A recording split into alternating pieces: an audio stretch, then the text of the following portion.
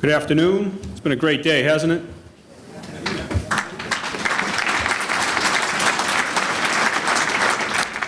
As Tim mentioned, our next part of the agenda is having the delegation representing Rhode Island in the United States Senate and House of Representatives. I'd like to thank them both for their continued support of Raytheon and our close to 900 employees here in the state of Rhode Island. They're joining us to provide their insights and perspectives regarding the issues important in our industry on Capitol Hill. First, I would like to introduce Senator Sheldon Whitehouse, a graduate of Yale University and the University of Virginia Law School. Senator Whitehouse served as Rhode Island's Director of Business Regulation before being nominated by President Bill Clinton to be Rhode Island's United States Attorney in 1994. He was elected Attorney General of Rhode Island in 1998, and in November of 2006, he was elected to the United States Senate. He is a member of the Budget Committee, the Environment and Public Works Committee, the Judiciary Committee, the Health, Education, Labor, and Pensions Committee, and the Special Committee on Aging. Senator Whitehouse is the ranking member of the Judiciary Subcommittee on Crime and Terrorism, dealing directly with some of the issues that we've been talking about today. Please join me in welcoming Senator Sheldon Whitehouse.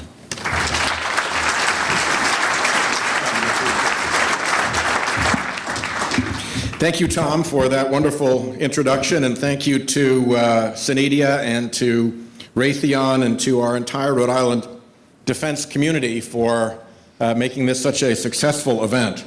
The defense sector, as you know, is a mainstay of Rhode Island's economic health, supporting more than 30,000 of the highest paying jobs in our state, as well as hundreds of millions of dollars in Defense Department contracts each year that drive the development of technologies that help the United States of America maintain the most capable military force the world has ever known. The Naval Undersea Warfare Center and the submarine program in Quonset are particularly important elements in that constellation. I saw recently some exciting emerging technology at the Naval Undersea Warfare Center's annual Naval Technology Exercise, where more than 30 companies showcased the technologies of the future in unmanned undersea vehicle technology, which promises benefits not only for national defense, but also for our efforts to understand and protect our precious oceans. It is my prediction that in the years ahead, it will become clearly in our national security interest to have robust Earth science to share with countries suffering from ocean, coastal, and upland harms from a rapidly changing climate. They will be looking for help, and it will be in our national security interest to be able to provide it. So the science side of ocean exploration is no small matter.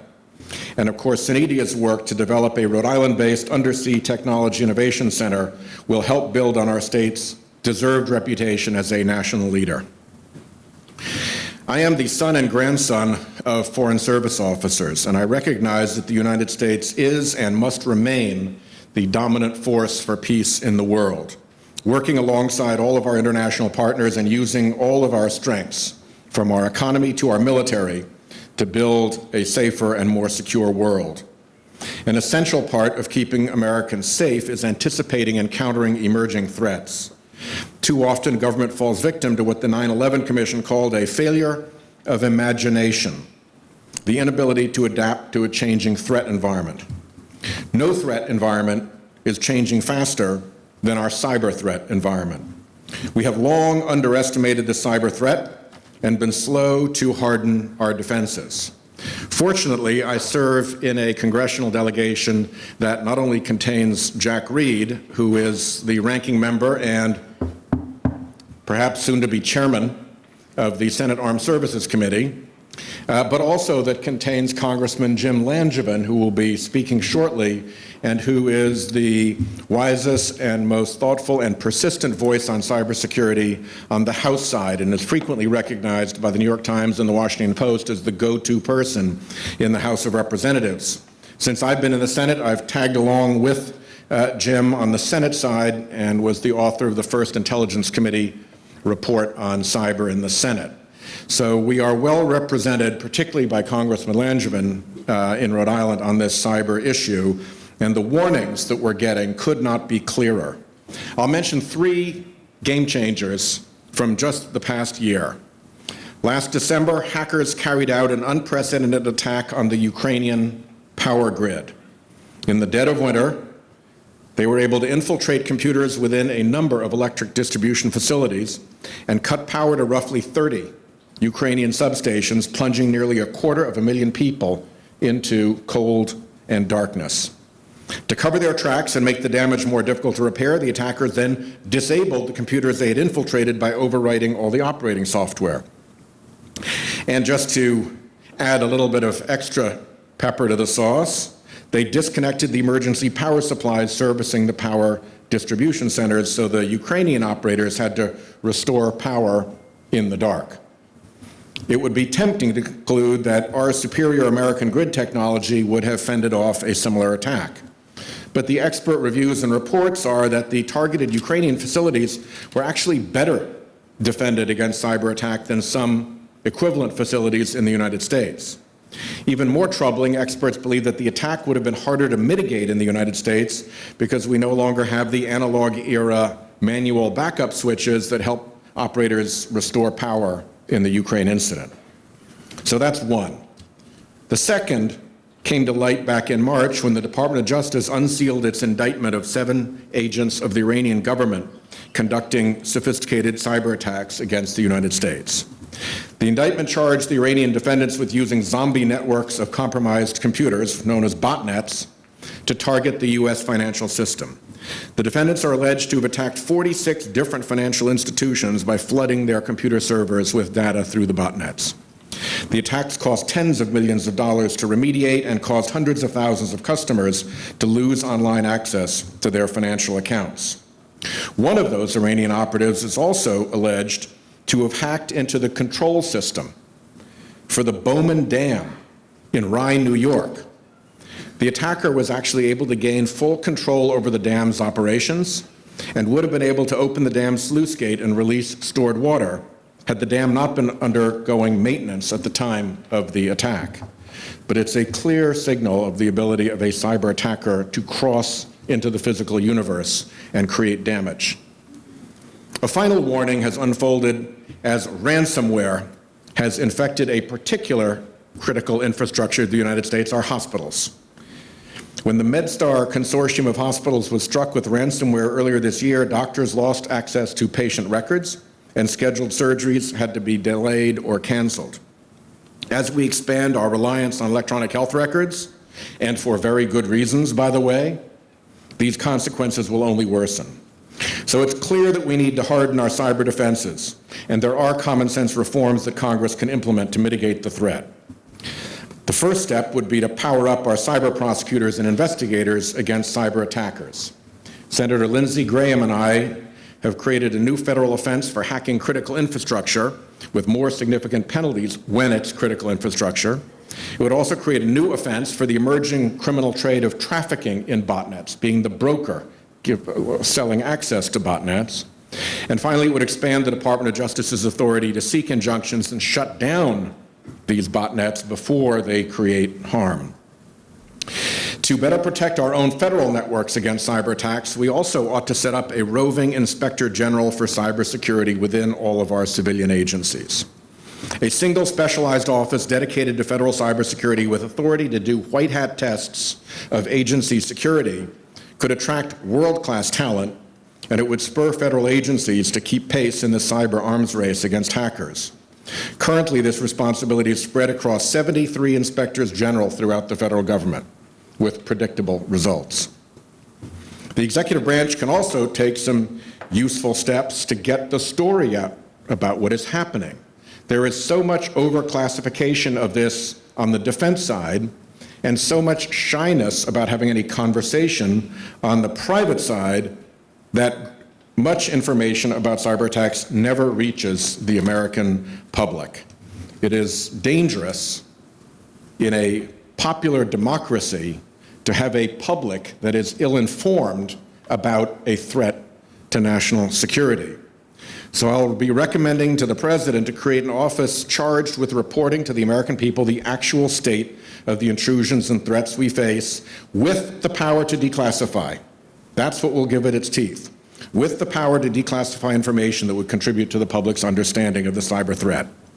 Yes, you have to anonymize targets to protect individual identities. Yes, you have to protect information that would imperil national security or law enforcement efforts, but there's plenty to be done with a good storyteller for cyber, letting the public know what this threat really is. We could also convey more clearly to the rest of the world the consequences for nations that sponsor cyber attacks against American businesses and government. With willing allies, we can develop international cyber norms that set expectations and that empower deterrence, that draw red lines in cyberspace. In the Cold War, we did not negotiate deterrence policy with the Soviet Union. We declared deterrence policy. And we don't need our cyber adversaries to sign off on our deterrence policy today. Lastly, we might also look to the old-fashioned militia model that lets ordinary citizens come to their country's aid, whether through the traditional National Guard or separately.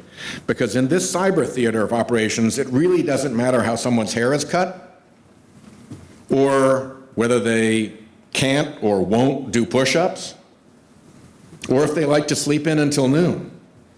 A cyber militia of real cyber expertise is worth exploring. Which brings us in closing to the private sector, which brings immense knowledge and skill to help defend both our private and our government networks. The private sector manages and has a duty to protect critical infrastructure like our financial networks and our power grid. We need to take full advantage of the private sector's initiative and talent, but we also have to make sure that those who operate our critical infrastructure are not slacking and are not free-riding in meeting their cyber defense responsibilities. Part of that equation will be stress testing the NIST cybersecurity framework effort to make sure that cybersecurity framework effort is actually producing adequate cyber security for critical infrastructure, and not just happy participants in the effort because they're being asked to do so little. We should finally also consider how and when to permit the private sector to engage in active defense of its own networks. Private defense would need to be closely coordinated with law enforcement and military actors, but in the spirit of letters of marque to the old privateers, it is time to consider whether, how, and with whose permission we should allow private entities some scope to defend themselves. On this question, not making a decision is in fact making a decision, and there's no evidence that that is the right decision. In Congress, we are concerned about cybersecurity. We will continue to work in bipartisan fashion to strengthen our laws and better protect our nation against cyber attacks, and I will do so with confidence in the leadership of Jim Langevin over in the House of Representatives, who you will hear from next. We are a good Rhode Island pair. I'm very proud to serve as the junior member to Jim Langevin in the delegation, and I think somebody is probably going to introduce him since we're not doing Q&A. So I'll leave you with that. Have a great rest of the afternoon. Thank you for listening.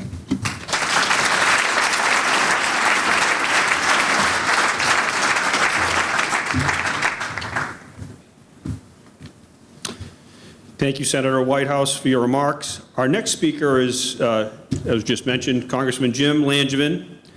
Congressman Langevin represents the 2nd Congressional District of Rhode Island and is a national leader on national security, health care, and cybersecurity issues. Congressman Langevin is a senior member of the House Armed Services Committee, where he is the ranking member of the Emerging Threats and Capabilities Subcommittee, and also serves on the Sea Power and Projection Forces Committee, subcommittee. So those are really well aligned with the whole agenda of this conference, and I think we're really lucky to have both of these great members of Congress here. Congress Langevin served 8 years on the House Intelligence Committee and is now a senior member of the House Committee on Homeland Security, where he is a member of the Subcommittee on Cybersecurity, Infrastructure Protection, and Security Technologies. So as you can see, Congressman Langevin is well equipped here to support this conference, and we look forward to his comments. Please welcome me in, please join me in welcoming him to the stage. Tom, thank you. Appreciate that. Tom, thank you very much for the introduction. It's an honor to be here today, and let me say how proud I am to be sharing the stage with Senator Sheldon Whitehouse. We have an outstanding delegation, as I mentioned yesterday, with Senior Senator Jack Reed, who is the ranking member of the Senate Armed Services Committee, and I agree with Sheldon, hopefully soon to be Chairman Reed. And proud to be serving also with David Cicilline, but most especially I want to say how much I enjoy serving with Senator Whitehouse, who has been an incredible leader in our delegation and in the Senate. And as you just heard, he has also been an incredible leader on cybersecurity. And there's no person that I would rather be working on this with on this topic than Sheldon. And I thank him for his friendship and how passionate he has been on cyber, and has clearly had an impact. You think of a small state like Rhode Island having such a big impact and such a laser focus on one of the major national security threats of our generation. And I'm grateful for Sheldon's leadership in so many ways. Before I begin my remarks, too, I just want to say I think you'd agree I was incredibly impressed by Frank Kendall's talk. He did an outstanding job on his speech and the Q&A, and I don't know about you, but I was incredibly impressed that he could speak for an hour off the cuff, not a single note, and didn't miss a beat. So I'm no Frank Kendall, so you guys get the written speech, sorry. But it really is a pleasure to be back here at the Defense Innovation Days, and I do want to start by thanking SENEDIA for making all of this possible. I want to recognize everybody that had a hand in bringing this conference together. It's no small task to bring a conference like this together. I again want to recognize Tim Judas, who's the chairman of SENEDIA, and also Molly McGee. I want to thank them both for what they've done, and I hope we can give them a round of applause and just express our appreciation.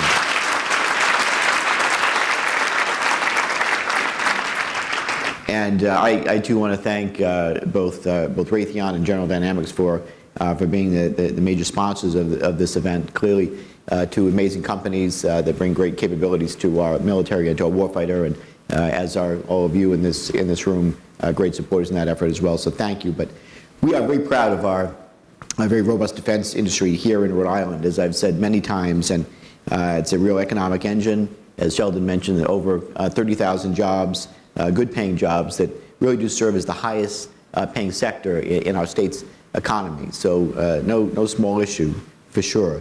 Furthermore, we're very proud of the vital contributions Rhode Island is making to our national security, both small and large. And as a senior member of the House Armed Services Committee, as well as a senior member of the Homeland Security Committee, I obviously spent a great deal of time down in D.C. focusing on defense policy.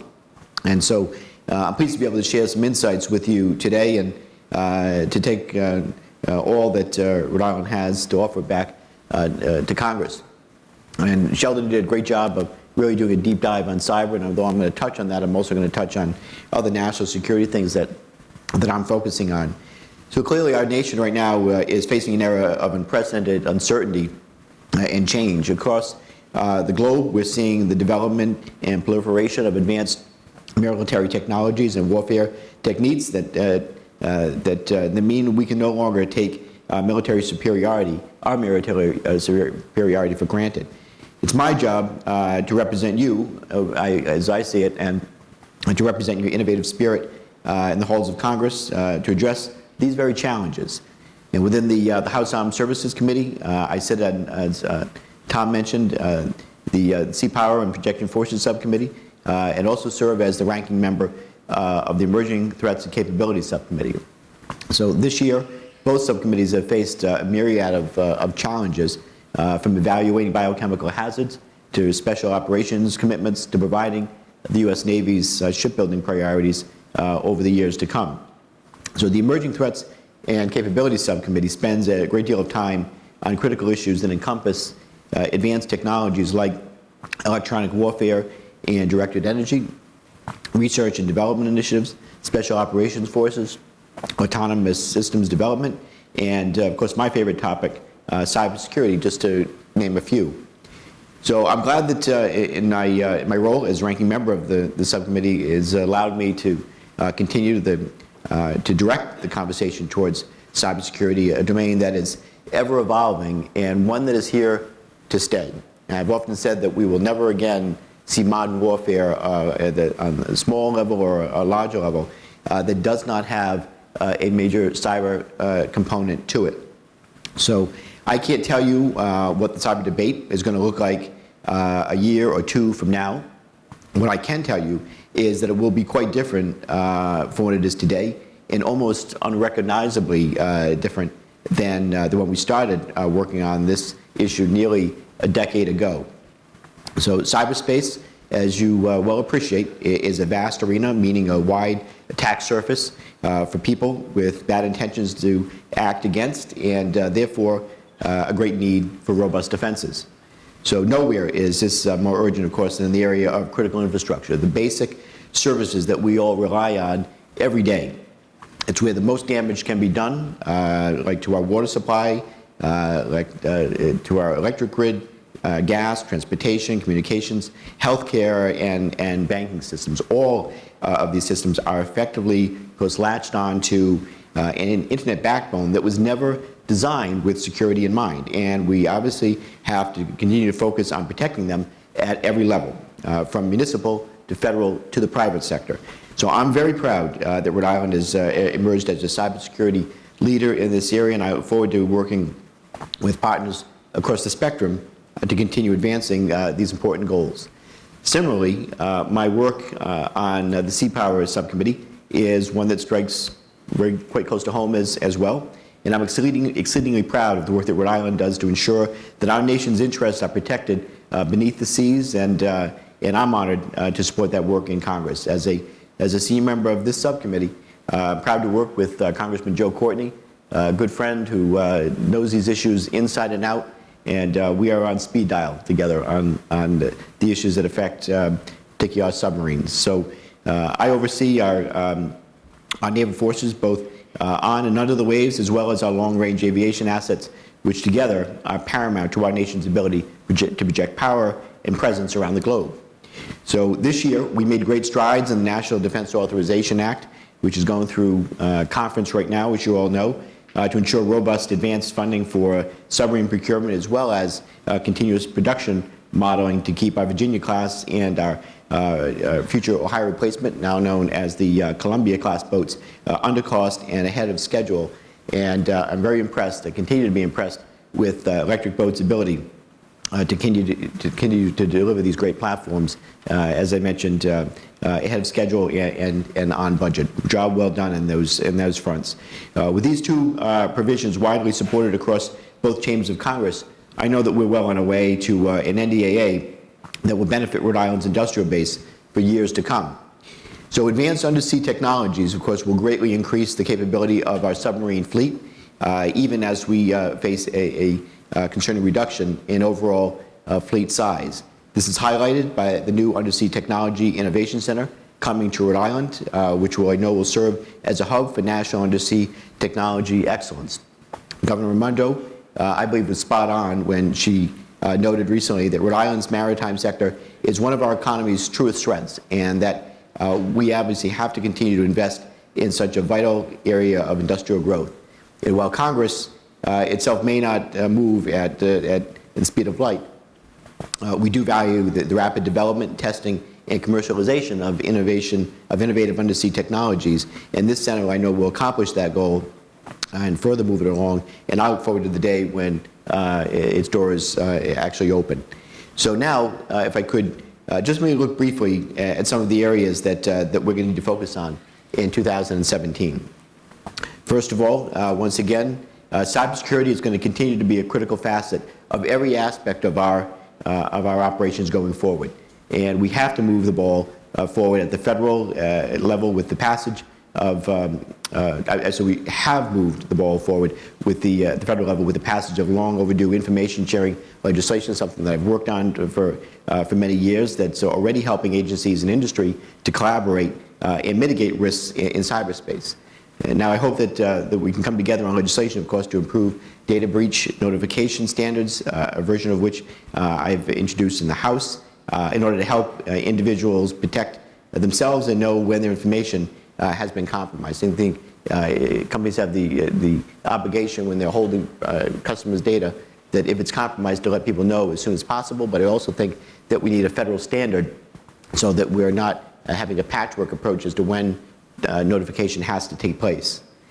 Meanwhile, I believe it's also imperative that we focus on the education of the next generation of STEM and cybersecurity professionals here in the United States. This is something that we cannot underestimate. We have to double down on, because at the end of the day, we can have all the capabilities and the technologies available, but if we don't have the people to operate them and to make great use of them, we're going to be behind the 8 ball. We have to change that. Our workforce challenges will only become more acute as the needs in this field increase, and we obviously have to continue to look for new ways to train, attract, and retain America's best minds in these disciplines. And I think it starts at the very earliest stages. I'm very proud of what we're doing along with Microsoft and offering coding at all of our high schools. And the more we can double down on investing in training programs, whether it's the Cyber Challenge that we helped to kick off, which now we're more focused on the Cyber Patriot program, of course the Cyber Core program, and Sheldon mentioned some of these things in his talk. These are the things that we need to continue to focus on, invest in, and support. We must also obviously continue to invest in critical R&D funding. We simply cannot afford to have anything less than the most capable military in the world when we send our men and women in uniform into harm's way, particularly in increasingly denied operating environments. I agree that we should never send our warfighters into a fair fight. We want to take every advantage possible, whether it's asymmetric or more strategic, to make sure that our warfighter always has the advantage. So emerging technologies such as high-energy weapons, electromagnetic railguns, and high-energy lasers, in addition to advanced electronic warfare techniques, promise to open up significant new warfighting opportunities and complement existing capabilities. I believe investments in all of those areas will be protected and even increased over the years to come. So as we look to the future, perhaps the most important thing that we can do to advance these technologies is to, of course, get them into the field. So I understand they won't be perfect, but that's okay. Doctrine will adjust as new and innovative uses for systems are found. And probably the younger people that are operating these capabilities and technologies, they're going to find ways of using them in ways that the designers and the builders had even thought of. So as such, we need to learn, of course, to embrace some risk. And I know Secretary Kendall talked about this in his talk. And while Congress might not always be the most forward-thinking body out there, I believe that members are calling out for more aggressive strides in R&D, and Pentagon senior leaders are saying the same. What I believe is that if you're upfront about risks, and this is where I would have perhaps added something to Secretary Kendall's conversation, is that if you're upfront about the risks, keep us honestly apprised and let us know when there are problems, then we can take these jumps together. Failing isn't a bad thing as far as I'm concerned, as long as it's done for the right reasons, and we need to recognize that fact. Obviously, we must continue to push the envelope. Additionally, we must also embrace creativity. I believe that it's essential that we continue to war game these investments, what these investments could enable as far as operational concepts. What is the doctrine, for example, for a laser-armed DDG or LCS? When do we use energy weapons versus cyber effects versus traditional kinetic interceptors? What do surface action group tactics look like if you have a 30 kilowatt laser or two 150 kilowatt systems? I believe that we have to focus on generating that doctrinal pull for capabilities rather than capability for capability's sake in order to lead to exercising new warfighter concepts. So I truly believe that these actions can make a difference, and what we need, though, from our military and from the defense industrial base is the capable and adaptable force with advanced capabilities that are able to operate across the full range of conflict. I believe that we're going to need partnerships and trustworthy nations equipped like we are and able to operate along with us. And that's something else that we need to make sure that we're investing in, and we're pushing our allies to invest in and adopt advanced capabilities as well, and they're proficient at using them. We're going to need things like Virginia-class subs, next-generation ship-based radars and airborne jammers, and cutting-edge unmanned systems. Congress, I believe, can smooth that path, and that's what we're doing to keep working on these things together. So, as I wind up, let me say that as I evaluate this wide array of capabilities, I'm reminded just how fortunate I am to represent a state and a region where all of these threads come together. I believe that we have an incredible concentration of undersea knowledge, anchored in Newport by Newark and the Naval War College, and of course the soon-to-be Undersea Technology Innovation Center. We have the cyber expertise of the 102nd and the academic rigor of our colleges and universities. And we have a strong defense industrial base presence here in our state, anchored by General Dynamics and by Raytheon and many other of our small defense contractors. And we also have an education and workforce training pipeline that's primed and ready. And we have an interested and engaged senior congressional delegation and a robust history of action by state government. So we are, I believe, overflowing with capabilities and expertise that the country desperately needs. And I'm certainly proud to take your work, your messages, your ideas back to D.C. I know where Congress certainly desperately needs to hear them. Thank you for your attention today, for supporting this conference, being here and collaborating, and thank you for all that you do for our warfighters and keeping them safe and effective and protecting our interests here at home. Thank you all very much.